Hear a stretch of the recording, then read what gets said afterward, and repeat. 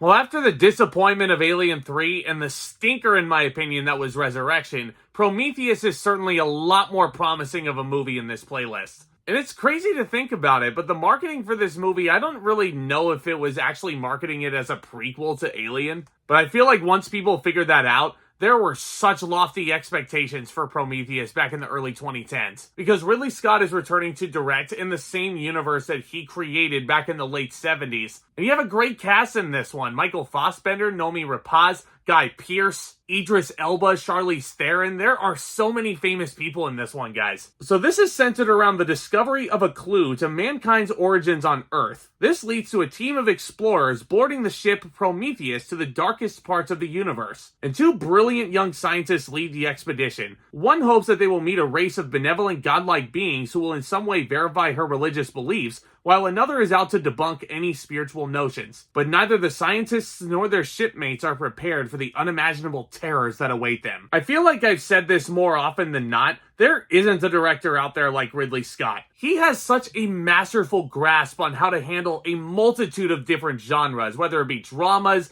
epics, science fiction, and as we've already talked about with that original Alien movie, which I consider a masterpiece, he proves it once again with Prometheus. This movie is beautiful. You can sense the true genius of a director when you can look at one of their movies and you can sit there in awe and wonderment of how in the they got these shots. And the line between figuring out what effects are CG and what effects are practical, that is very blurred in Prometheus. And I think that's a true testament to the absolute craft that is on display here. It's a true testament to not only how great the effects are, but how investing this story actually is.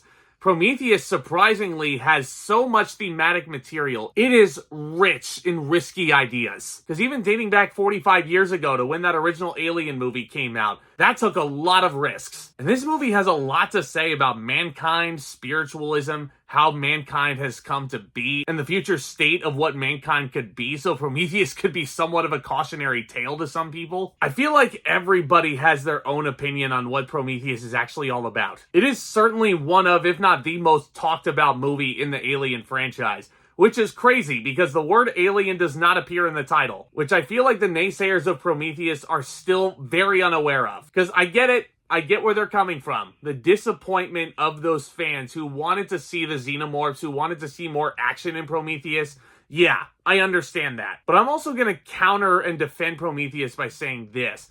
The word alien is not in the title, so I feel like it's pretty unfair to put those lofty expectations on it. Because as it sits, you still have a beautifully directed movie, which is still very thrilling and enthralling. The performances across the board, just everybody is on their game here. Noomi Rapace is absolutely wonderful here. She is a great heroine, taking very well after Sigourney Weaver as Ripley. She definitely has a lot of ideas of how she sees the world and how the world should be. And she's a very easy person to root for as well. Michael Fassbender, though, I think he's the guy that steals this entire movie. Because this guy is an android character like you saw in previous Alien films, but unlike the other androids that you would see throughout the franchise, Fassbender's character has a lot more depth to him. It's almost like what the Star Wars franchise would do with Finn in The Force Awakens. Because we know how the stormtroopers operated. They're usually the cannon fodder for everybody. They're usually the cannon fodder for the rebels and the resistance. They're the guys who always miss their shots. And aside from their appearance being somewhat cool, their development is somewhat lacking. And I don't want to say the androids are the stormtroopers of the Alien franchise, but it's a pretty similar layout into how Fassbender's character is presented. Because he gets to dig a little deeper into these androids, and I think he does masterful with this performance. Like, it's just robotic enough,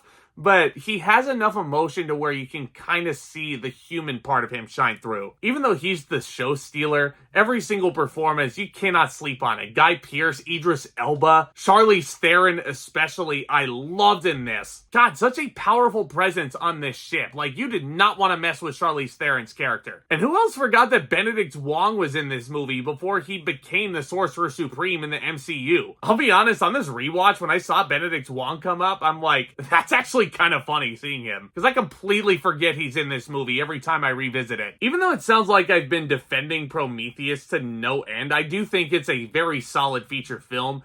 it is not top tier Alien in my book. Because I'm gonna go back to what the Prometheus haters are saying in terms of there's not enough action, there's not enough xenomorphs, there's not enough this, there's not enough horror, there's not enough monster. That's not necessarily my problem. If they were to say that the pacing felt a little slow, I would definitely agree with that sentiment. This definitely doesn't feel like the exciting entry into the franchise that, say, Aliens was. It definitely does feel like a film that is bogged down by exposition. There's a lot of learning that you have to do about this planet that they're going to. And yeah, there are a few characters on this ship that I feel like I could have done without, just because I don't really feel like they add much to the narrative. But as it sits, there's still enough thrills for my liking. There's absolutely some mastery going on behind the camera, and Ridley Scott continues to prove everybody wrong. Dariusz Wolski's cinematography is stupendous. And when you can't tell whether or not the effects are practical or computer generated, like, that is the making of some pretty damn good effects. On a technical note, Prometheus might be one of the stronger Alien movies in the franchise.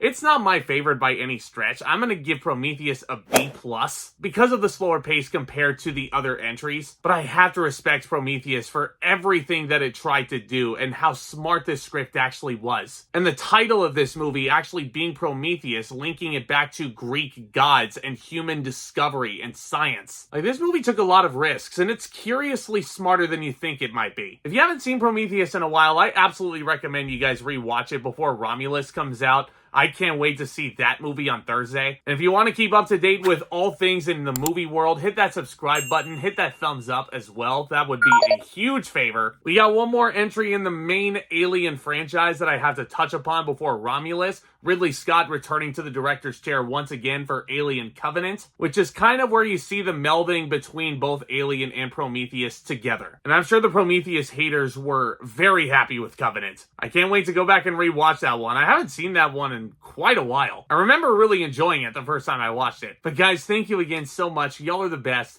And with all that being said, Back Talk, commence.